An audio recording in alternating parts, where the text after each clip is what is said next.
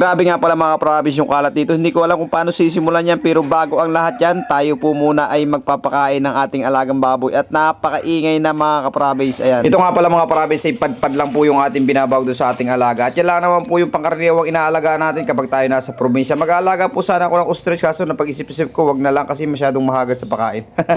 At dito nga pala mga kaprabis ay medyo malayo-layo nga po pala sa bahay yung ating koral ng baboy. Yung tinatawag na olbo o banlat po sa ibang lugar mga kaprabis. Maraming salamat po sa inyong suporta pala mga kaprabis. At sa mga nag-share ng ating mga video mga kaprabis, yan, thank you so much po sa inyo lahat. Ito lang po yung ating simpleng buhay dito sa probinsya. Tingnan nyo naman, napakasimple lang mga kaprabis. Ay dito nga po pala mga kaprabis sa probinsya ay talagang masipag ka lamang, ay talagang mabubuhay ka. Isa mahal po ngayon ang bilihin, nagtaasan ng gasolina, crudo, diesel, ay talaga naman pong mapapaiyak ka na lamang. Ayun, masasabi mo lang, ano kaya kung ako'y magtuba na lang sa bahay.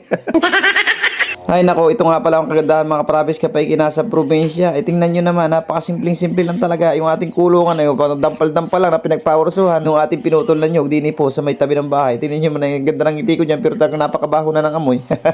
ay hindi po. Ayan po ay bago po natin pakainin. Ayan po ay nililinisan natin mga kaprabis. Malapit lang naman tayo sa tubig. Eh tingnan nyo naman, ang loob ay may tubig pa. Ay pagkatapos po natin pakainin yan po ay ating papainumin mga kaprabis at liliguan mamaya tanghali. Yan po pala isa kong alaga. Oh, ay nasa suliman din ng nyog mga kaprabis. Ayan dyan. Dito nga mga kaprabis kami may usong-usong or buhat-buhat na mga kahoy. Yan po ay gagawin namin batangan doon sa aming tapahan doon sa kabila o sa nakakaalam po ng batangan. Ay pa-comment na lang ho mga kaprabis dyan ho sa ating comment section. Ay napakabigat ho mga kaprabis para kung malulus doon ng bayagi. Ay kakakain ko lamang ay danga na lamang at wala pong ibang katulong mga kaprabis. Nakatingin ho si Foreman din eh.